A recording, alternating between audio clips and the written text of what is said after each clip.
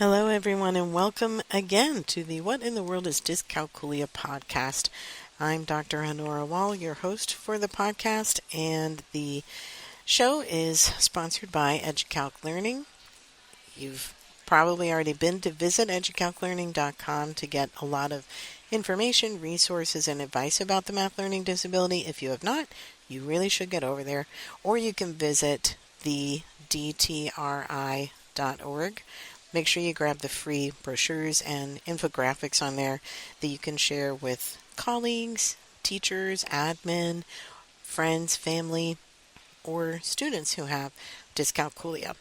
It can also help you decide whether or not dyscalculia is the right terminology, diagnosis, name for your math difficulties.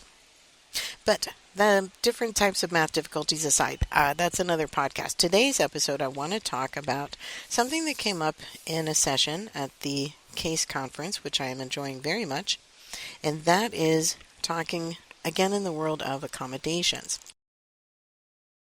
and in the world of goal writing for IEPs and 504s. In the last episode, I talked about generalizability, the importance of a goal that's written to impact multiple areas of a person's life. And today I want to talk about the idea of having those goals be written for appropriate achievement levels without going too far down the rabbit hole. The quick way to understand this topic is to know that the goals that are written in an IEP or a 504 document are supposed to help outline exactly what we're going to do to help students support their learning challenges and how we're going to measure and address what worked and how effective they were. We also put into those goals what we expect a student to be able to do by the end of a school year after certain interventions and accommodations have been put into place. And in the last session I was in, there was a lot of discussion about that.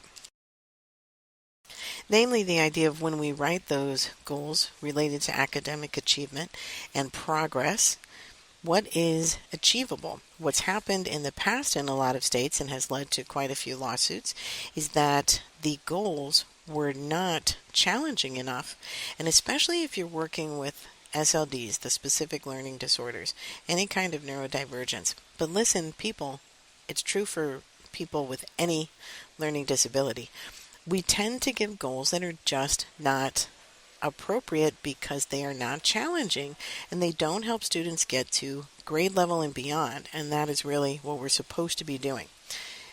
Well, that always brings into the conversation the very legitimate question, how exactly do we do that, especially for students who are 2, sometimes 3 grade levels behind their peers? How do we help a student who needs to learn 5th grade math, let's say, who still doesn't have basic adding and subtracting or multiplying and dividing facts memorized? And how do we write a goal for grade level content when we have these gaps in those foundational pieces? So the quick answer is write the academically challenging goal. Students should and could be doing grade level work, period.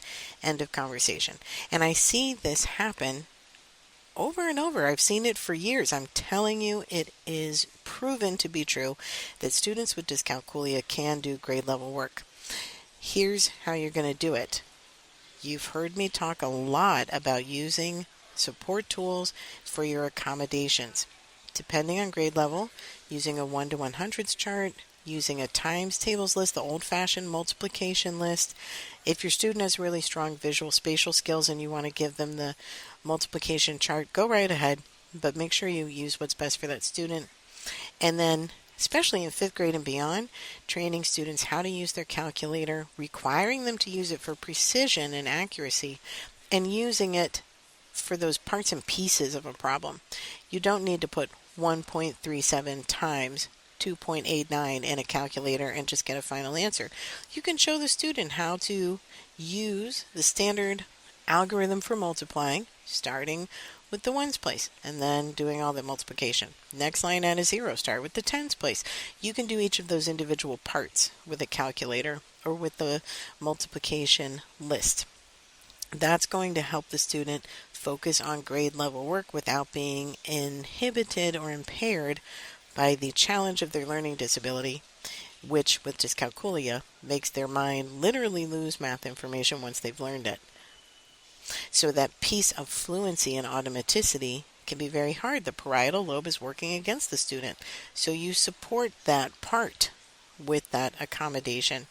Now you can have grade level conversations about perimeter, area, volume, working with formulas, understanding word problems, because we've removed the piece that's the actual struggle. Once you remove that piece, now we're doing grade level work.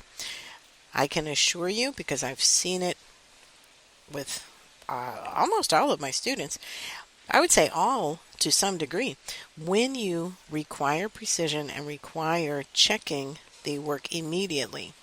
Hey, we need to multiply 9 times 8. Grab that list or grab your calculator, put in 9 times 8, tell me what you get. Look up the 9s on that multiplication list. Find 9 times 8. Tell me what it says. Now you're only having exposure to the right answer. That's the only thing the brain can code. It's the only neurological connection that can be formed. You're not having the student guess. You're not having them do the work without checking, because now we have no idea what went wrong and what went right. The brain doesn't know what to confirm or deny. Now we have a train wreck. So use those tools. You will find that fluency can increase over time. Does that mean your student with dyscalculia is going to memorize all of the basic facts and know them forever? Probably not. But there are times I got to stop and think about 9 times 8 myself. And I don't have dyscalculia. I have a brain that's full of lots of other knowledge, and sometimes those math facts float around in the back and it takes a minute. So for any student, using these accommodations can increase fluency and increase performance and achievement. In turn, that increases engagement, that increases mastery, that increases self-confidence and our math identity, etc., etc. All of those trending keywords that we talk about so much in education. It can all be done by using the right accommodation. Put that into your IEP goals, that you're going to track if the student uses their tools appropriately and with consistency 85% of the time. They're going to see the results of that work, and they're going to continue because now they want to be precise. And when that pressure is off, now they can engage with you in the conceptual understanding and in the new vocabulary of the grade level work. So quick and easy way, get everybody doing grade level work, put it into your IEP and 504 goals, and go ahead and make them academically challenging, because these students are capable of it. And they wish someone would show them exactly what to do so that they can show you exactly what they are capable of. If you want more information about that, visit either website, educalclearning.com or thedtri.org, or email me, Honora, Honora, at either of those, educalclearning.com or thedtri.org.